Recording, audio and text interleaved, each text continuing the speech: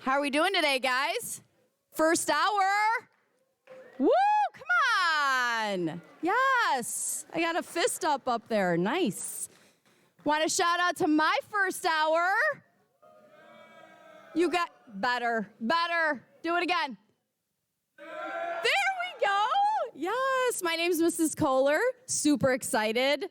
Love Writers Week, just like you guys do. So happy to be here in person. We want to give some shout outs. You know, we got to do the shout outs. Let's all give a hand and shout out to Mrs. Inc. and Mr. Anderson for putting this together. It is not easy.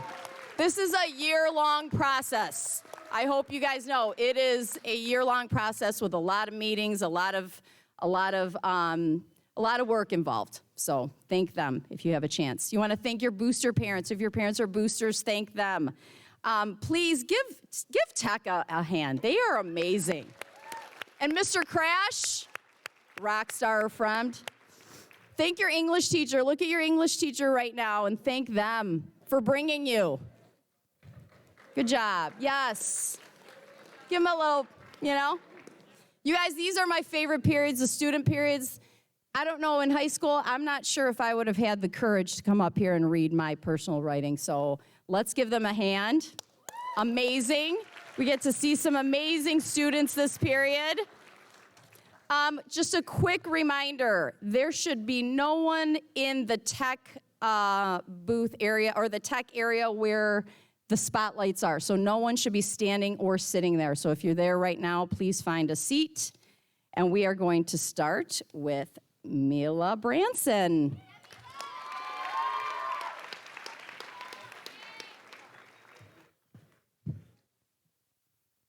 Hello, everybody. So this is an essay I wrote about an experience I had performing in the Nutcracker Ballet. I could feel my calf muscle aching as I fought to stay balanced. One leg was straightened behind my back, while the toes of the other pressed firmly into the ground. I carefully shifted my weight to adjust to the soft carpet, as I attempted to keep my heel from lowering. The house of the theater was somewhat dark, while white lights illuminated the stage. Although the professional dancers who performed in the show had portable bars or handrails to use on the marley floor-covered stage, the other student dancers and I grasped brick walls, the wooden apron of the stage, and metal stair railings to steady ourselves during warm-up class. I managed to hold my arabesque for a few more moments without reaching out to stabilize myself. As I finished my balance and prepared to learn the next combination, I was stunned to watch as one of the professional dancers continued to hold herself in a perfect balance. Without wobbling, she gracefully maintained her position even as the director taught the next combination. Just as the music for our next set of exercises began, the professional brought her back leg underneath her with ease and delicately closed. Clapping erupted from throughout the class, and the director placed a dainty plastic tiara on the dancer's head. "See these?" announced our artistic director, waving at least 3 other dollar store headpieces in the air. "You can earn these during warm-up when you do impressive work." With another 2 weeks of upcoming dress rehearsals and 12 performances for the Nutcracker Ballet, the challenge to receive a tiara became a coveted achievement. During nearly every combination, the older dancers would attempt to show off their strength in order to be crowned, and the tiaras traveled constantly as dancers continued to impress. Despite being the youngest dancer included in the class with professionals, I felt optimistic about receiving one myself. Ever since I was little, tiaras symbolized the epitome of my aspirations, and I remembered how my 3-year-old self wanted nothing more than to be just like a Disney princess. Although my dress-up box of sparkly crowns had long become hand-me-downs to younger cousins, as a 9th grader, tiaras still represented traits like poise and capability that I sought to achieve. Looking up to the incredible dancers with soloist roles that shared my ballet class, I also desired to display potential for improvement as a core dancer. At each warm-up class, I strained to hold balances and perfect my turns. However, Each time I seemed to achieve a personal best, I didn't manage to exceed the other dancers in the room. Although I was delighted to see close friends congratulated by the director, I felt a growing pit in my stomach as I continued to fall short. As magical as it was to perform at sold-out shows and bond with fellow dancers, I didn't receive a tiara, even when the year's Nutcracker season came to an end. 2 years later, I'm sitting in a life-size wooden box, feeling the familiar fluttering of butterflies in my stomach. I press over the tips of my pointe shoes to assure my feet are warm enough to perform. Tiny toy soldiers exit the stage with smiles, complimenting my tutu before they're escorted back to a dressing room. I listen as the music changes, signaling the party adults to wheel me on stage. With my back still to the audience and hidden by the box, I take a deep breath, feeling a nervous sense of calm. I know that the endless hours of rehearsals and technique classes have prepared me for this moment. Feeling the delicate weight of an invisible tiara on my head, the box spins around, and I begin my solo as the ballerina doll. Thank you.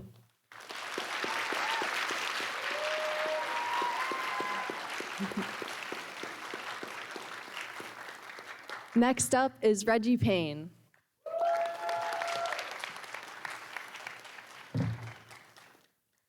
Hello. Shout out to Mr. Anderson's AP Lit class, the best class. Also shout out to Noah Sonali, Sauer, Wade, Sid, and all those I forgot. Okay, this was for my Delights and Wonders project. Memories are a delight, even if you can't remember them. One of my favorite things to do is go through my parents' Facebook and find videos of me goofing off as a toddler. It reminds me that there was a time before I knew about money budgeting, college, complicated friendships. Everything was so simple, but I can barely remember. Here's a descriptive list of my favorite, unmemorable photos. All right. 1. My family and I were on a road trip on Route 66. I was a blob. We were on a bridge, not sure where, plus I wouldn't even know. My mom was holding me upside down, and we were both smiling, my face all pudgy and hair all over the place.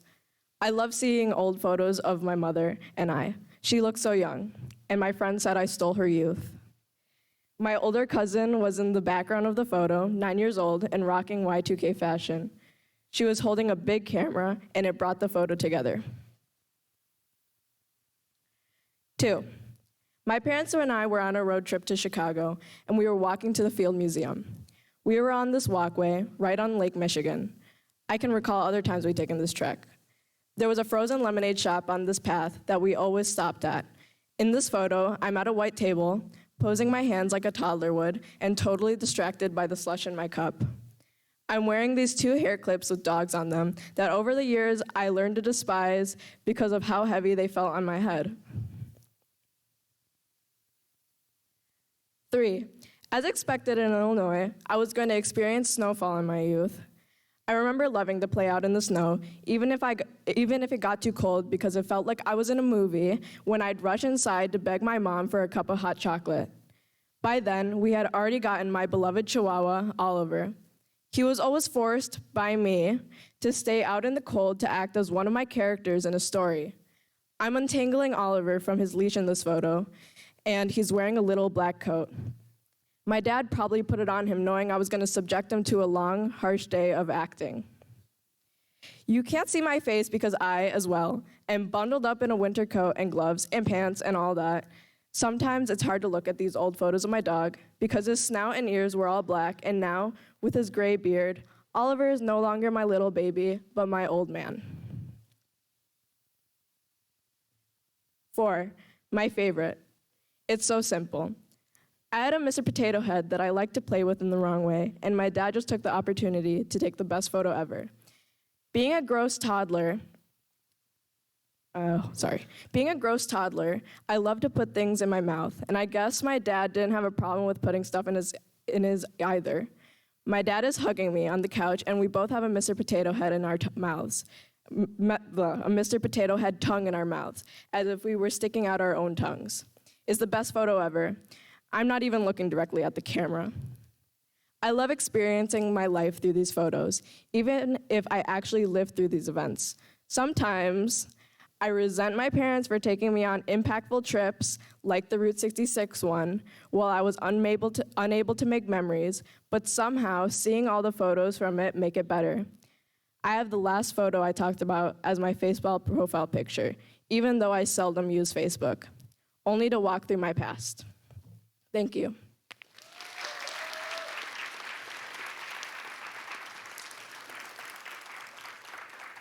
All right, next up is Hilaria.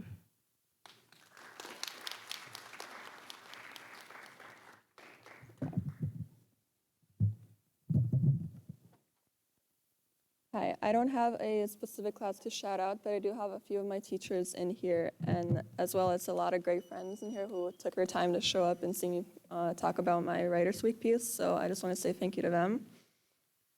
And my piece is about how I noticed that people, including me, make different choices based on people that they used to know, and how they let that affect their decisions.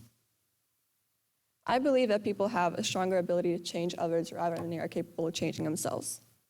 Throughout my 16 years of living, I met people who have affected my lifestyle. For example, sometimes I choose a music playlist because I know it includes my friends' favorite songs. Someone I only talked to for 15 minutes influenced me to have more empathy for others, be kinder, paint more frequently, and impact other aspects of myself. My childhood friends' parents gave me a bunch of knowledge about movies, digital art, and music, and every time I am in English class, I still remember where my friends sat, whom I often exchanged glances with, when something mildly funny happened. Meeting a friend at a concert over the summer put the bar high that gave me a vision of what giving and showing attention looks like. And I am lucky I experienced that because it raised my standards for how two-way connection between anybody goes. I am especially grateful for the people I met this year because without them, I would not have the confidence I do now. I wouldn't know strategies for games we play, and I would not be able to strengthen myself. I think some lame jokes are funny because they are the ones who say them every day, and the way they tell stories tend to be more entertaining when they are the ones saying them. It's the little things that other people bring that add up to who we are. Our lives are built by so many people, and when those people become a part of us, they remain with us long after they leave. Your impact on other people is bigger than you think, and someone still laughs when they remember something funny you said. Someone remembers when you complimented them when they were having a horrible day, and your opinions and talk have made people think twice. When we impact one person, we not only impact just them, you impact everyone who is also connected to them throughout their whole lives. Every act, no matter what it is, matters. More importantly, some people changed me in ways I sculpted myself off of. I analyzed every detail of myself that they altered. The way I view myself, the way I dress, the way I talk, the jokes I make, my opinions, and the people that I like. I encountered a very honest friend in my life, and eventually we cut off our friendship in a sudden but expected way. Even from knowing her since before elementary, I felt like it was an obligation to maintain that friendship because of the duration it lasted. At the time, I didn't understand why we did that, and then I understood when regular communication turned into creating lists of reasons of how we negatively impacted each other. Of course, I thought some of the reasons were kind of stupid, and because if she would have let me know earlier, I would have listened and tried to change. The other reasons, however, were more real, and I realized they made sense, but I didn't acknowledge them. I was that way because of a lack of communication between us. I realized I needed to grow and change to become better, and for a while I still considered reaching out to her because I have changed. And then it hit me that she would still have that past perception of me as a person. We were ignoring a problem the whole time until it was too late, and that's why we haven't said a single word to each other ever since. Ever since then, I strive to become a better person who communicates clearly and confronts others when needed, so that people don't feel a pressure to confront me in that type of way again. I believe everyone should meet a person like that in their lives because it gives room for growth. Most of us relationships with people faded because we don't keep in contact anymore, but the memory of them still exists. The memory of them is what creates who we are, even if it's good or bad. Your identity is built over time and is a result of countless interactions. Everything you are is a never-ending compilation of the people you have met and loved, and in the same way, it's comforting to know that there are still countless lives you're part of. All parts of us exist in someone's memory. People remember traits about you even if you haven't spoken in years. Everything you are in life is a reminder of a moment, a place, and a person, and you can think they have forgotten about you, but they really haven't. Even when you don't talk anymore, it's as if you're still connected because of the memories that you guys have. From all the bad and the good, I am thankful for everyone being in my life because they would not have shaped me in the way that I am today, and I like who I am today. Thank you.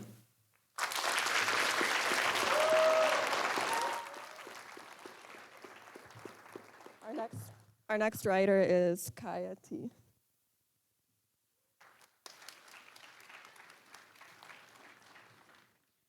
Hello, everybody.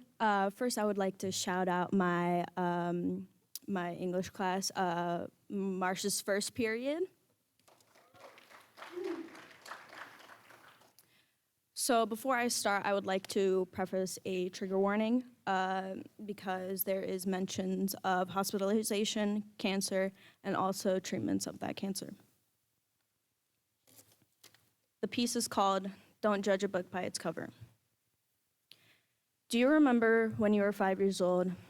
Do you remember your first day at kindergarten? Or the first time you ate dirt for fun? Or maybe the time you made your first friend? Or maybe the first time you dropped your ice cream on the floor and cried for hours about it? Or maybe you don't remember anything. But this is the age where my life changed forever. Imagine that it's May of 2011, when Adele's Rolling in the Deep was #1 on the Billboard Hot 100, when Facebook was popular and there weren't that many social media apps, when the movies Bridesmaids and Kung Fu Panda 2 were in theaters. Maybe a simpler time for many people, and especially for kids at that time. At the start of the month, I started to have a stomachache, and I told my parents about my pain, but they dismissed it because I always had the stomach flu from my preschool I went to, and they thought nothing of it. My stomach was still hurting, and my parents kept on dismissing it, but after about 2 weeks of me complaining, my parents drove me to the ER. After we get to the emergency room, and we are in a room, the doctors advised me to go to the bathroom to pee, but when I couldn't, I knew there was something wrong. After a few tests that the doctors did on me, they told my parents they didn't know what was wrong, so they transferred me and my parents to Larry's Children's Hospital in Chicago to see if they knew what was going on. A few hours later, on May 16th, 2011, after being transferred and having a biopsy done on me, a doctor comes into my hospital room and sits down to tell my parents what's wrong with me. The doctor roughly says, "I'm sorry that I have to say this, but your daughter has stage 4 Wilms tumor." For context, Wilms tumor is a kidney cancer, but my tumor also, and the stage of my cancer was pretty bad. Not only did my cancer spread to my whole right kidney, but my tumor also spread to both of my lungs. So in a span of 11 months, I went through 80 chemos, 13 radiation treatments, 3 to 4 surgeries, and about 20 blood transfusions. I don't remember much of that time. A few years after my last treatment in June of 2015, I was told that I was cancer-free. It was probably the best day of my life. Even years after my treatments, the effects of it are still with me, and it will be there for the rest of my life. Most people think that after treatments and being told that you're cancer-free, everything goes back to normal. They don't know the long-term effects of having poison put into you and how it will affect you afterwards, especially with childhood cancer survivors. We rarely have treatments that are designed for us and our bodies. We have to worry about a lot of things, like what might happen in the future with our health. Our lifespans are much shorter than our non-cancer peers. We have to deal with medical issues for the rest of our lives that we didn't want in the first place. Most of us make friends through it, and there is a possibility that some of them will pass away in the future. But we have to deal with our trauma and how to deal with our terrible mental health problems. We also have to deal with other people judging, dismissing our experiences, and people giving us unhelpful advice that literally doesn't help. Everyone thinks that I'm joking when I tell them about me being a cancer survivor. They think They always dismiss me when I tell them because in their minds, I don't seem like the type of person to have had cancer. Dismissing someone that is saying something that you think is completely outrageous isn't going to help either of you. Stop thinking that assuming things about someone just because of how they look or present themselves will help you. You will never know what someone has gone through to get where they are today. It's like that old phrase you used to hear all the time. Don't judge a book by its cover.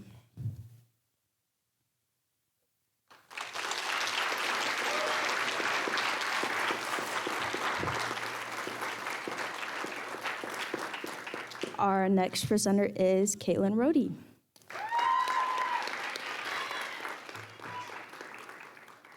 Hi, my name is Caitlin Rohde. I want to shout out Miss Enk's first period AP Lit class. So I have 2 pieces to share today, and these pieces are written about people in my life that are really important to me, and I believe that they should be written about. So the first piece is written about my grandma and a memory I shared with her. A memory that remains one of the most special sounds to me is the music my grandma sang on our car ride together. My grandma, better known to me as Grammy, has suffered with years of dementia that unfortunately has only gotten worse. It has sucked her life and memories away and has left her with confusion and a shell of her former self. The only thing filling it, emptiness. My mother used to have me drive to the grocery store for weekly shopping trips. As dementia has overtaken her life, I found our grocery trips together slowly got less common until they were nothing more than a sweet memory. I remember on one of our regular drives to the store, I switched on the radio without thinking much of it to play a song that I heard a few times. I was astonished when my grandma sitting right next to me sang the lyrics back. For many, this wouldn't be a big deal since we can remember lyrics to songs we love to sing. For my grandma, however, this moment was monumental considering she could remember something. And she could remember it perfectly. I'd switched on my radio to play Put Your Head on My Shoulder, a lovely song from the 50s, and as I looked over, my grandma had a certain spark in her eyes as she smiled along to the music and ended up baffling me when she could sing it back in her own perfect pitch. I saw a glimpse of her previous self return with each lyric she sang. She filled the car with a voice that was once forgotten. My heart was filled as a moment I thought would never come again played out right in front of me. I find myself thinking back to this anytime I'm not with her, remembering how lovely of a grandma she is and will always be, no matter how much of her dementia takes away. I know every car ride I will play this song, whether I'm with my grandma or not, in hopes to hold on to a special moment for as long as I can. Thank you.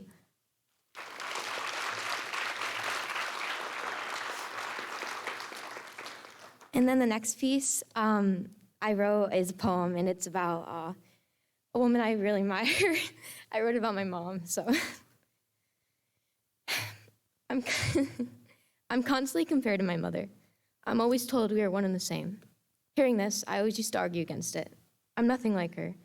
I never thought we were alike. I always thought we didn't share anything in life. Different paths, dreams, goals, ambitions. The only similarities were shared are our genes. And I was always upset when I got compared. I wanted to be my own person. I wanted to be me, not my mother. However, looking back now, I've learned the truth. I'm so glad I'm told I'm like my mother. My mother is the most powerful person I've ever known. She's not only strong physically, but mentally in the ways she overcomes challenges. Like in all the ways she has cared for my sick grandma, spending countless nights worried about where she will stay, never letting the exhaustion show in her face. Spending hours taking my grandmas to appointments and putting her well-being above her own. She's the bravest person I know. From the time she was left alone in an unknown country with 3 young kids, she taught me what it's like to be the best mother, a mother who puts her children first, a mother who provides everything they could ever need and more, even when it takes away her freedom. She's the brightest person I know. Her intelligence has carried her through life and through success. She's goal-driven and witty. She's never let anyone tell her what she could and couldn't be. She's always known what she has wanted and has fought for it. She's the most selfless person I know. She puts so much of her happiness behind herself to help others, always being there for her friends who at times drain her. And yet, she never lets it affect how she treats others. She's the biggest supporter I know. Never once missing my soccer games. I turn over to see her spend hours in the freezing cold, being the only mother on the sidelines, all to watch me play the game I love so much. So truly, yes. I'm so glad I'm constantly compared to my mother, the strongest woman who displays so many traits I admire, the individual who's taught me to stand up for myself and become my own person, never changing for someone else's approval. I hope as I progress through life, I continue to be compared to her, a beautiful, admirable woman who I'm so lucky each day to call my mom. Thank you.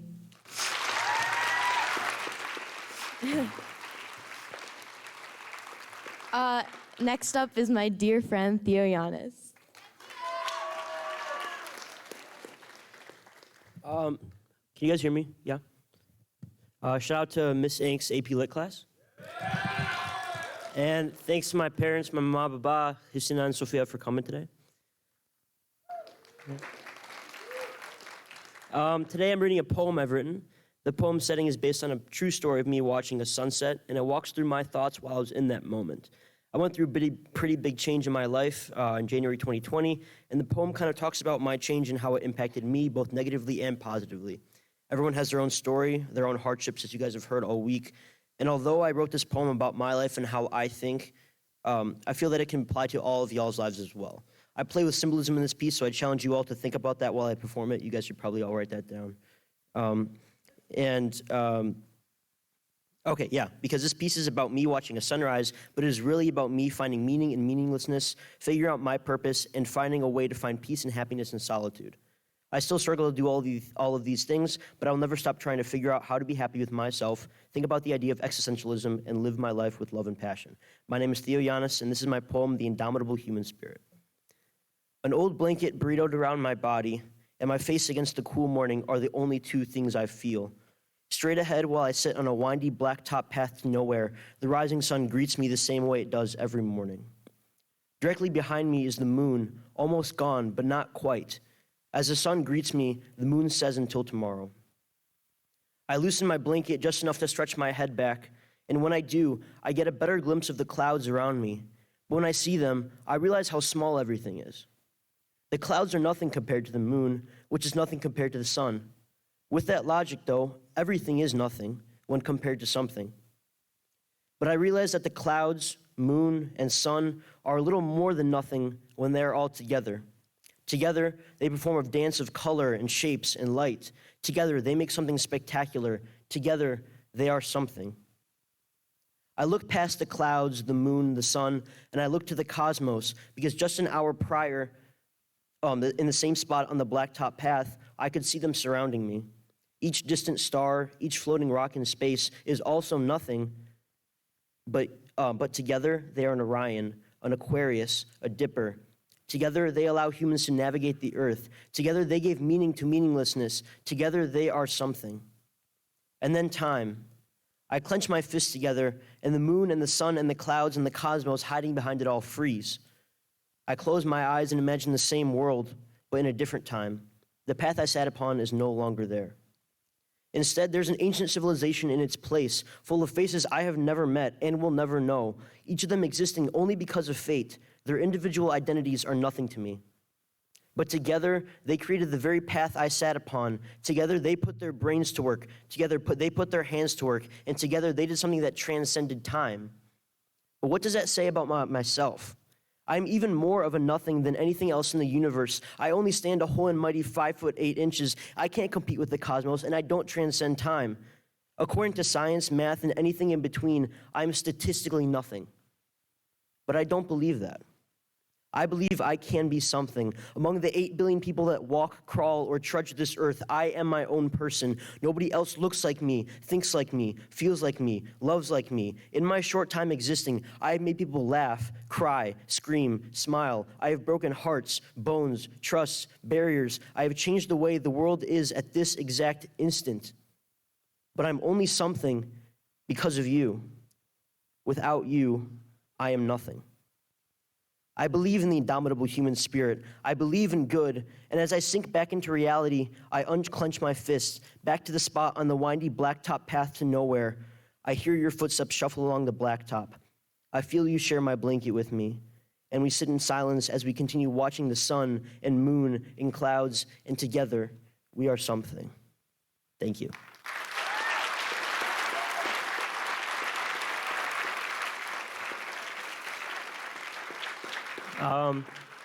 Up next is Sophia Zhao.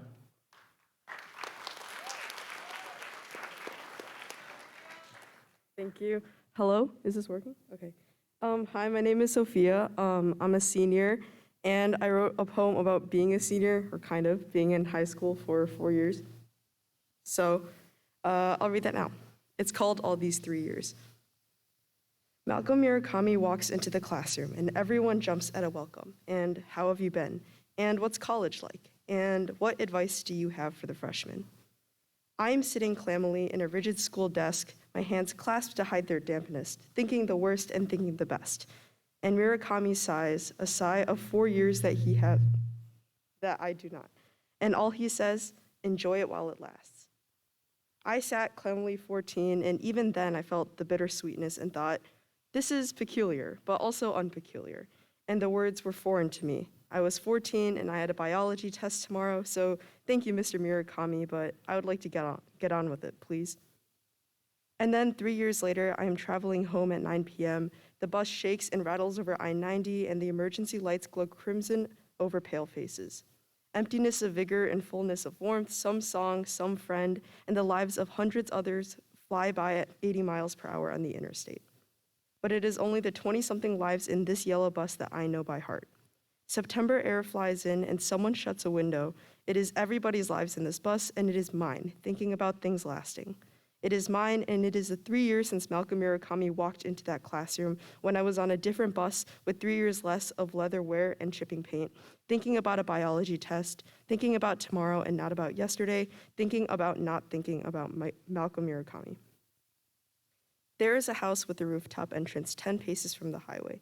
I think of watching the stars with hundreds of cars on the interstate for seconds at a time. And then the bus is stopped, and I am standing still from this vessel of thoughts and lives and views of rooftops.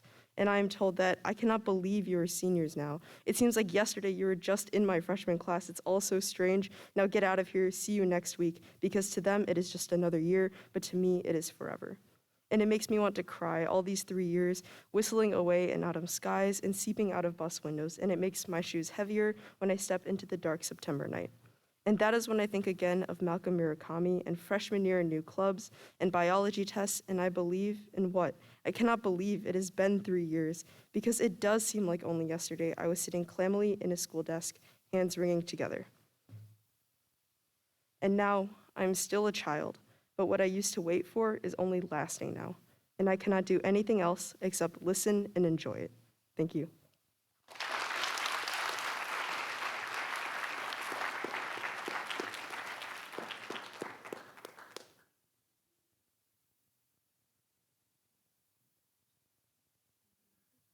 Give these guys a hand. Awesome. Amazing. I think Reggie has another piece for us, and so does Theo, right? Do you have another piece? After Reggie. Reggie's coming up.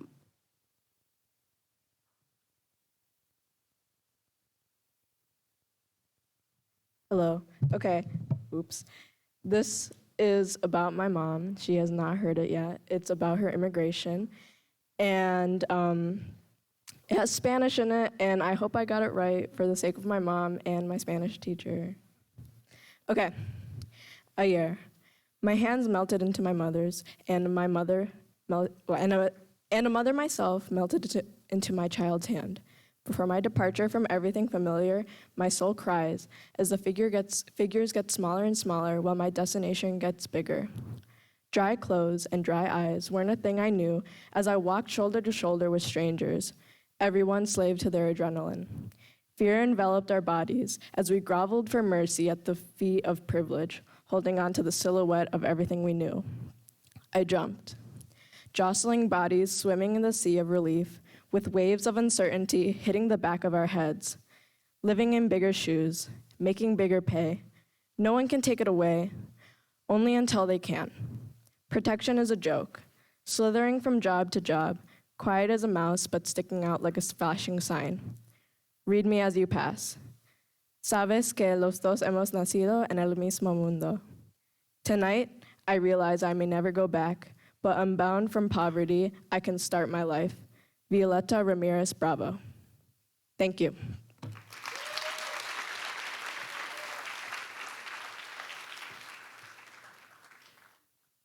Hi again. I'm going to read a short story. Just for context, I also had stage 4 cancer. So this is kind of a little play on that. It's the story of my first love. So it's supposed to be funny. You guys can laugh. Okay. This is the story of my first love. Her name was Abby.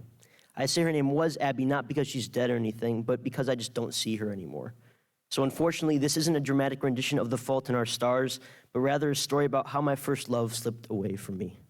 Get strapped into your seats because we're heading back to 2011. I, the dazzling bachelor, would sit on my bed and play Mario on a portable Wii console that the hospital would give me. Every day, I would break the rather disappointing records set by my neighbors in the surrounding hospital rooms. One particular day, though, I found myself in a slump. For some reason, I couldn't snap it together. My fingers were slower than usual, and Bowser seemed a little bit more intimidating than I remembered. Suddenly, I felt an odd presence in my room. I took my eyes off the Wii and spun around my bed. That's when I saw her. Dressed in pink scrubs and a yellow mask, she walked into my room and changed my IV. It was love at first sight. She introduced herself. "Hi, I'm Abby. I'm your nurse." I couldn't respond. She told me I can continue playing the game, so I did. And of course, me being me, I lock in and win whatever game I was playing. Abby seemed impressed, which made me start to think this feeling I had with her was mutual. As my time as a cancer kid progressed, so did my friendship with Abby. Pretty soon, we would start playing Wii together, as she was supposed to be doing whatever pediatric cancer nurses do. She even would kiss me goodnight on my forehead whenever she worked at night shifts. I was on top of the world. I mean, not really, because I had cancer, but then again, I don't think any other 6-year-old was rizzing up someone that out of their league. Things took a turn for the worse, though. It was now 2012, and I was still cancerous and whatnot, breaking out cancer records left and right on the Wii, when I was interrupted by someone named Dr. Penegrahi. He informed me that they had to pull out a port that was implanted into my upper leg. I was like, all right, cool, and I lied down to prep for surgery. Clearly, there was a misunderstanding between me and this guy, because he said, "All right, son, I'm going to have to ask you to take your pants off." I told him, I was like, "Nah, quit playing. What are you talking about?" And as soon as I said that, my parents and basically every single important person in the hospital came into my room, like 30 people. I didn't agree to this. They were going to keep me awake for this operation. I'm not soft, though, so I didn't complain. I took my shorts off, and my little Theo said hi to the world. Yeah. I did another scan of the room to maintain my integrity, and that's when I saw her, Abby. Before I could even feel embarrassed, Penegrahi removes this port with no anesthesia. At this point, I'm tweaking. There's blood everywhere. He's pulling this thing out of me like a clown pulls out those never-ending cloth-looking things. I'm a mess. I'm crying. I'm screaming. I'm punching this dude, begging him to stop, not because it hurt, but because I couldn't bear to see Abby see me in this vulnerable state. The worst part was that Abby stayed with me to help clean me up afterwards. I fumbled the bag, guys. There was no way to come back from this. And for every day after that, there was no more us. There was too much tension. We took the relationship way too fast. Eventually, I got better, and my time beating kids on the Wii was over.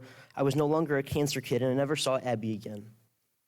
But every time I go back to the hospital for checkups, I never forget to look up at my old room and think about what could have been. Thank you.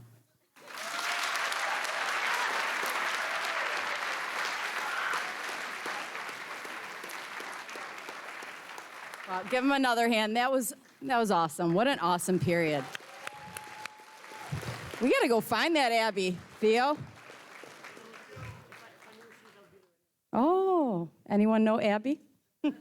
We'll find her. Okay, any questions? Questions. I'm sure there are plenty.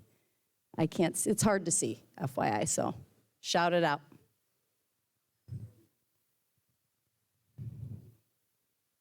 I see nothing. Oh, perfect, because I've got some. Okay, so we're going to go with, if you guys became famous authors and writers, what would be your pseudonym? What fake name, Caitlin, think of one by the time I get there, would you choose? If you don't want people to know that you were writing about what you were writing about. Well, I probably wouldn't use one, but if I had to, I think I would just go with my initials to, keep it simple. I probably wouldn't use one either, but I would probably go with just anonymous. I would probably do the same thing. I would probably just have my initials KT. I would probably either do initials or just Hilla. My initials are RIP, so I think that's really cool. So I would do that. I don't know. I probably wouldn't want to change my name if I was an author and it was really famous. I'd probably keep the same. Abby. Abby, with heart emoji eyes, right? Okay. Any questions yet? Okay, just if you could be the best at anything, what would it be and why? Anything. I don't know. Let's see. How about stock investing so I can like predict the future and make you rich? Yeah. Probably singing, because I think it's really cool when someone's an awesome singer. I'm the best at everything already. I think either painting, because I really like to paint, or singing would be cool, but that's kind of not my thing. Probably comedy. Probably dancing, but also like, what about an extreme sport? Like, what about like skydiving or something? That's a good answer. I'd probably go foreign languages or selling things. Selling things. Okay. Okay, if you could hop into any book and become that character, who would it be and why? Any book. Any character. Annabeth Chase. Hermione Granger. I honestly don't know. Hermione Granger as well. I'm not answering this. I have no idea. All the books I read are like horror, so I wouldn't want to be any of those people. Ron Weasley. Okay, last question. Last question. What's your go-to movie when you just need to get in a good mood? Like it just makes you laugh, you know, and happy. I like Superbad.